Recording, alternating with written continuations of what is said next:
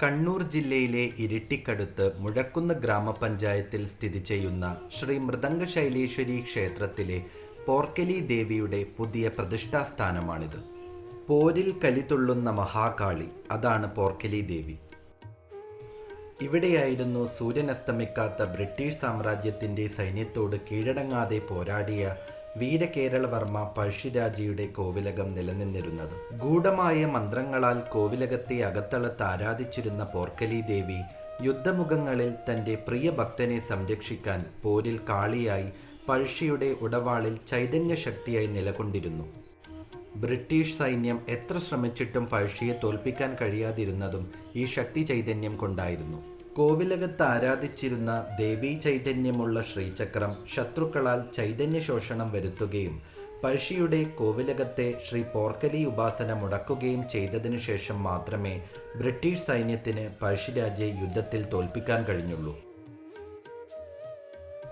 ക്ഷേത്രത്തിലെ പോർക്കലി സ്ഥാനത്ത് നടന്ന സ്വർണപ്രശ്നത്തിൽ പഴശ്ശിയുടെ കോവിലകം പ്രതീകാത്മകമായി പുനർനിർമ്മിച്ച് കോവിലകത്ത് പണ്ട് പഴശ്ശി ആരാധിച്ചിരുന്ന ഈ സങ്കേതത്തിൽ പോർക്കലി ദേവിയെ ഭക്തജനങ്ങൾക്ക് ആരാധന നടത്തുവാൻ തക്കവണ്ണം പ്രതിഷ്ഠിക്കുവാനും കോവിലകത്ത് പഴശ്ശിരാജയെ സങ്കല്പിച്ച് സ്ഥാനം നൽകുവാനും ഇതേ സ്ഥാനത്തിന് തെക്കുവശത്തുള്ള പാർത്ഥസാരഥി സ്ഥാനവും നാഗസ്ഥാനവും കൊട്ടിയൂർ ക്ഷേത്രവുമായി ചരിത്രാതീത കാലം തൊട്ടേ അഭേദ്യ ബന്ധമുള്ള ശ്രീ പരമേശ്വര ചൈതന്യമായ കിരാതമൂർത്തി സ്വയംഭൂവായി കുടികൊള്ളുന്ന സ്ഥാനവും പുനരുദ്ധരിച്ച് പുനഃപ്രതിഷ്ഠ നടത്താനുമാണ് ദൈവഹിതം.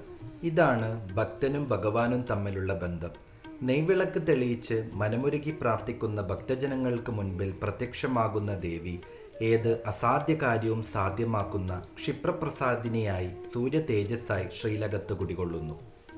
കോട്ടയം രാജാക്കന്മാരുടെ കുലദൈവമായ മുഴക്കുന്ന് മൃദംഗശൈലേശ്വരി ക്ഷേത്രത്തിന് ഏകദേശം 2000 വർഷം പഴക്കം പറയപ്പെടുന്നുണ്ട്.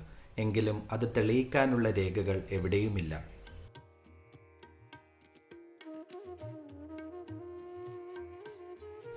ആദ്യകാലത്ത് കോട്ടയം രാജാക്കന്മാരുടെ ആസ്ഥാനമായിരുന്ന പുരളിമല മുഴക്കുന്ന് ഗ്രാമപഞ്ചായത്തിൻ്റെ ഒരറ്റത്താണ്.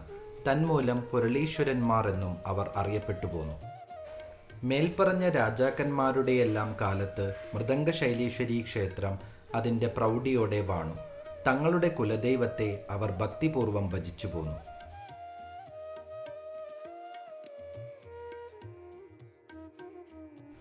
ക്ഷേത്രത്തിൻ്റെ പടിഞ്ഞാറുഭാഗത്ത് അക്കാലത്ത് ഒരു ഗുഹാക്ഷേത്രമുണ്ടായിരുന്നു. അതായിരുന്നു യഥാർത്ഥത്തിൽ പോർക്കലി ക്ഷേത്രം. കോട്ടയം രാജാക്കന്മാർ എവിടെയൊക്കെ യുദ്ധത്തിന് പോകുമ്പോഴും ഇവിടെ വന്ന് ഗുരുതി പൂജ നടത്തിയേ യുദ്ധത്തിന് പോകുമായിരുന്നുള്ളൂ. കേരളത്തിലെ ബാക്കി എല്ലാ പോർക്കലി സ്ഥാനങ്ങളുടെയും മൂലസ്ഥാനമായിരുന്നു ഈ ഗുഹാക്ഷേത്രം.